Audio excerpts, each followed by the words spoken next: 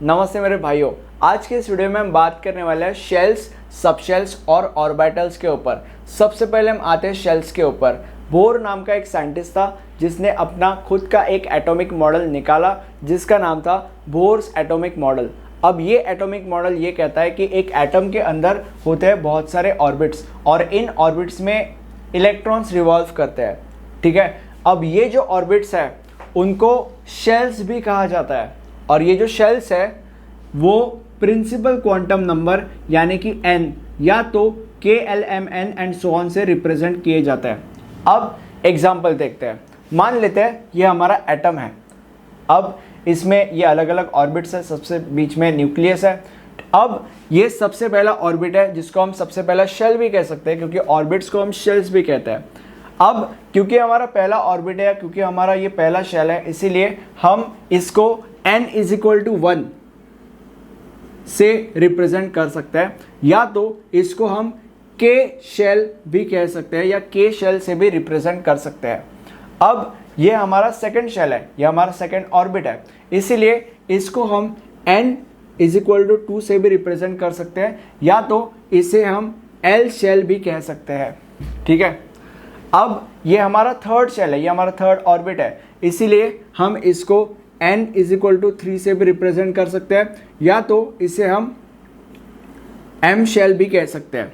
और ये हमारा फोर्थ शेल है, इसीलिए इसको हम n इज इक्वल टू 4 से भी रिप्रेजेंट कर सकते हैं और इसको n शेल भी हम कह सकते हैं। ठीक है, अब ये टेबल के ऊपर आता है जो कि वही है जो हमने अभी डिस्कस किया। सबसे पहले शेल नेम, हमने सबसे पहला शेल क्या था, K शेल, जिसको हम n इज इक्वल टू 1 भी कह सकते हैं। ठीक है, दूसरा शेल क्या था, L, M और N, second shell, third shell, fourth shell and so on. Shell बस इतने नहीं होते, आगे भी होते हैं। हमने बस 4 शेल्स आपके कन्वीनियंस के लिए लिए हैं। ठीक है, सेकेंड शेल मतलब L शेल जिसका क्या वैल्यू था, n is equal to 2। n मतलब basically principal quantum number. So principal quantum number इसका 1 है, प्रिंसिपल क्वांटम नंबर इसका 2 है, प्रिंसिपल क्वांटम नंबर इसका 3 है और प्रिंसिपल क्वांटम नंबर इसका 4 है। अब शेल्स के अंदर तुम्हें और 2 पॉइंट समझने की ज़रूरत है। एक, शेल न्यूक्लियस से जितना ज़्यादा दूर होता है उसकी एनर्जी उतनी ज़्यादा होती है। मतलब पहला शेल न्यूक्लियस से सबसे करीब है इसलिए उसकी एनर्जी सबसे कम है। दूसरा शेल न्यूक्लियस से और दूर है इसलिए उसकी एनर्जी और थोड़ी ज़्यादा है।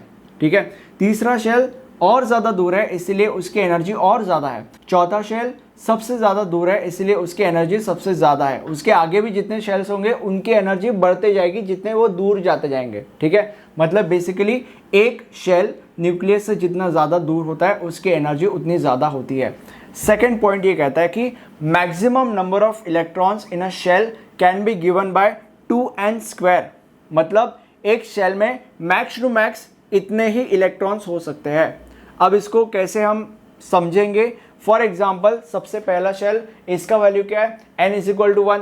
बस n का वैल्यू इसमें डालो, n क्या है 1, तो 1 का स्क्वायर यानी कि 1 और 1 इंटू 2 2। इसीलिए K शेल के अंदर मैक्स टू मैक्स 2 इलेक्ट्रॉन्स ही आ सकते हैं। दूसरा शेल यानी कि n इज इक्वल टू 2, 2 इसमें डाल दो, 2 स्क्वायर यानी कि 4 और 4 इंटू 2 दैट इज 8 और इसीलिए L शेल में मैक्स टू मैक्स 8 इलेक्ट्रॉन्स ही आ सकते हैं। Third shell n is equal to 3, 3 इसमें डाल दो, 3 का square that is 9 and 9 into 2 that is 18। इसीलिए M शेल यानी कि थर्ड शेल में मैक्स टू मैक्स 18 इलेक्ट्रॉन्स ही आ सकते हैं। एंड फोर्थ शेल, 4 इसमें डाल दो वैल्यू, 4 का स्क्वायर 16 और 16 इंटू 2 32। इसीलिए फोर्थ शेल यानी कि N शेल में 32 इलेक्ट्रॉन्स ही आ सकते हैं मैक्स टू मैक्स। उसमें उससे कम भी आ सकते हैं बट उससे ज़्यादा नहीं आ सकते। मैक्स टू मैक्स इतने इलेक्ट्रॉन्स आ सकते हैं। अब हम जंप करते हैं सबशेल्स के ऊपर। आगे बढ़ने से पहले तुम्हें ये समझना पड़ेगा कि ये जो केमिस्ट्री सब्जेक्ट है ये बहुत ज़्यादा स्कोरिंग सब्जेक्ट है। अगर तुम्हें एग्जाम में पूरे के पूरे मार्क्स स्कोर करने हैं, इसके लिए मैंने जो नोट्स तुम्हारे लिए बनाए हैं वो परफेक्ट है। नोट्स में तुम्हें सारे के सारे एग्जाम क्वेश्चंस के सॉल्व आंसर मिल जाएंगे जो एग्जाम में लिख कर तुम बहुत ही ज़्यादा इजीली एग्जाम में 100% मार्क्स स्कोर कर सकते हो। इसीलिए अभी के अभी डिस्क्रिप्शन बॉक्स में जाओ और जो नोट्स मैंने तुम्हारे लिए बनाए हैं वो परचेस करो और एग्जाम में बहुत ही ज़्यादा इजीली पूरे के पूरे मार्क्स स्कोर करो। अब सबशेल्स के ऊपर जंप करने से पहले हम थोड़ा सा शेल्स देख लेते हैं। शेल्स के अंदर जैसे प्रिंसिपल क्वांटम नंबर यानी कि n और KLMN था, in the same way subshells के अंदर एजीमुथल क्वांटम नंबर यानी कि L या SPDF है। ठीक है, अब SPDF मतलब शार्प, डिफ्यूज्ड, प्रिंसिपल और फंडामेंटल। अब यहां पे तुम्हें 2 पॉइंट समझने की जरूरत है। L depends on N and for the given value of N L can be value ranging from 0 to n-1। अब इसका मतलब क्या होता है मैं तुम लोग को एग्जाम्पल के टाइप पे समझाऊंगा। एंड दूसरा पॉइंट ये है कि total number of subshells in a shell is equal to n। अब हम देखते हैं कि इन 2 पॉइंट्स के मतलब क्या है, ये 2 पॉइंट्स कहना क्या चाहते हैं। देखो, अब ये सबसे पहला शेल है हमारा। ठीक है, अब n इज इक्वल टू 1 है, L जो है वो n के ऊपर डिपेंड करता है। For the given value of n L can be value ranging from 0 to n-1। मतलब हमें पता है कि पहले शेल में n का वैल्यू 1 है, तो इसलिए बस 1 हम इसमें डाल देंगे, दैट इज 1 - 1 दैट इज 0। तो 0 to 0 इज इक्वल टू 0 होता है, तो इसीलिए L का वैल्यू होगा 0। L is equal to 0 for shell number 1। अब दूसरा पॉइंट क्या कहता है, total number of subshells in a shell is equal to 1। मतलब ये हमारा पहला शेल है, n इज इक्वल टू 1 है, इसीलिए इस शेल के बस एक ही सबशेल होंगे। मतलब इस शेल का बस एक ही सबशेल होगा क्योंकि n का वैल्यू 1 है और जो ये वैल्यू है बस उतने ही सबशेल्स होता है उस शेल के। अब यहाँ पे क्योंकि 1 है इसलिए उसका एक ही सबशेल होगा, बट कौन सा सबशेल होगा, S सबशेल। ठीक है, ये ऐसे आगे जाता है तो इसीलिए इसका एक ही सबशेल होगा और वो है S। और इसको हम रिप्रेजेंट कैसे करेंगे, 1S से। 1S का मतलब क्या होता है, S का मतलब होता है subshell, it belongs to subshell S। और 1 का मतलब क्या होता है, it belongs to first shell या तो इट बिलोंग्स टू K। ठीक है, और इधर हम लिखेंगे L इज इक्वल टू 0। ये सेकंड शेल है। अब यहाँ पे n इज इक्वल टू 2 है, अब तुम्हें बस 2 इसमें डाल देने का है। 2 - 1 दैट इज 1 और 0 to 1 दैट इज 0 and 1, और इसीलिए यहाँ पे L का वैल्यू होगा 0,1।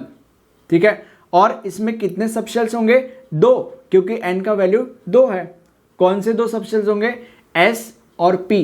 मैंने बोला था कि इस ऑर्डर में जाता है, इसीलिए इसके 2 सबशेल्स होंगे S और P। और इसको हम कैसे लिखेंगे, 2S और 2P। 2 का मतलब होता है वो कौन सा शेल है, वो सेकंड शेल है, और S और P का मतलब होता है वो कौन सा सबशेल है, वो S सबशेल है, वो P सबशेल है। ठीक है, और इसको यहाँ पे हम L इज इक्वल टू 0 और 1 लिखेंगे। ठीक है, अब ये हमारा थर्ड शेल है। अब यहाँ पे n इज इक्वल टू 3 है, सिंपल 3 इसमें डाल दो, दैट इज 3 - 1, 3 - 1 दैट इज 2, और 0 to 2 यानी कि 0, 1 और 2, इसीलिए इसमें L का वैल्यू होगा 0, 1, 2। और कितने सबशेल्स होंगे इसमें, 3, क्योंकि n का वैल्यू 3 है। कौन से 3 सबशेल्स होंगे, S, P और D। S, P, D, और इनको हम कैसे लिखेंगे, 3S, 3P और 3D। 3 का मतलब थर्ड शेल, SPD मतलब वो सबशेल्स है, और L का वैल्यू होगा 0, 1 और 2। ठीक है, फोर्थ शेल सेम चीज रिपीट होगी। हमें पता है कि n इज इक्वल टू 4 है, और इसलिए 4 हम इसमें बस डाल देंगे, 4 - 1 दैट इज 3, और 0 to 3 दैट इज 0, 1, 2 and 3, इसलिए L का वैल्यू होगा 0, 1, 2, 3। और कितने सबशेल्स होंगे, 4, क्योंकि n का वैल्यू 4 है। कौन से 4 सबशेल्स होंगे, S, P, D और F। ठीक है, इसीलिए S, P, D, F। और इसको हम कैसे लिखेंगे, 4S, 4P, 4D और 4F। ठीक है, 4 का मतलब फोर्थ शेल, S का मतलब S सबशेल है, P का मतलब P सबशेल है, D का मतलब D सबशेल है, और F का मतलब F सबशेल है। ठीक है, और L is equal to 0, 1, 2 and 3। अब यहां पे जब 4S, 4P, 4D और 4F लिखते हैं, ये देख के ही हमें समझ जाता है कि क्या सीन है, कौन सा सबशेल है, कौन सा शेल है। तुम्हें यहाँ पे एक्स्ट्रा L की वैल्यू लिखने की जरूरत नहीं है। ठीक है, बहुत सारे लोगों को ये क्वेश्चन आता है दिमाग में कि इसमें अलग से L की वैल्यू लिखूंगा तो और ज्यादा स्पेसिफाई हो जाएगा, ऐसा नहीं है।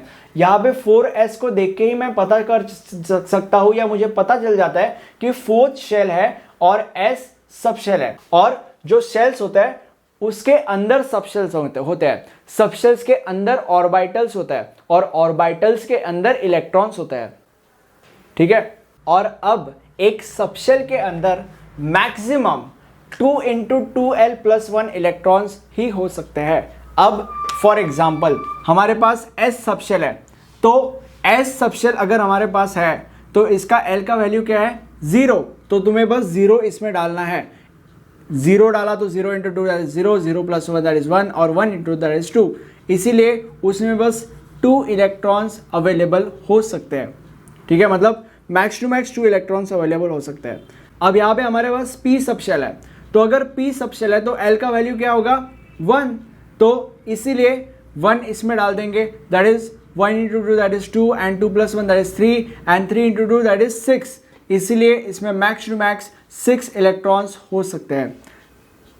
अब हमारे पास है सबशेल d, तो d में l का वैल्यू क्या है 2, इसीलिए 2 इसमें डाल देंगे, that is 2 × 2 that is 4, 4 + 1 5 and 5 × 2 that is 10, इसीलिए यहाँ पे 10 electrons max to max available हो सकते हैं। और f मतलब l का वैल्यू 3, और इसीलिए 3 × 2 that is 6, 6 + 1 that is 7 and 7 × 2 that is 14, इसीलिए यहाँ पे मैक्स टू मैक्स 14 इलेक्ट्रॉन्स हो सकते हैं। अब जादू देखो, मैंने बोला था कि K शेल में मैक्स टू मैक्स 2 इलेक्ट्रॉन्स ही हो सकते हैं, और यहाँ पे K शेल के अंदर S सबशेल होता है, मतलब सिर्फ S सबशेल होता है, और S सबशेल के अंदर भी 2 इलेक्ट्रॉन्स ही हो सकते हैं, मतलब बेसिकली सही है, K के अंदर बस 2 इलेक्ट्रॉन्स हो सकते हैं। अब मैंने ये भी बोला था कि L के अंदर बस 8 इलेक्ट्रॉन्स मैक्स टू मैक्स हो सकते हैं। अब 8 के अंदर S भी सबशेल होता है और P भी सबशेल होता है, और S और P दोनों को अगर ऐड कर दिया जाए तो 8 इलेक्ट्रॉन्स होते हैं,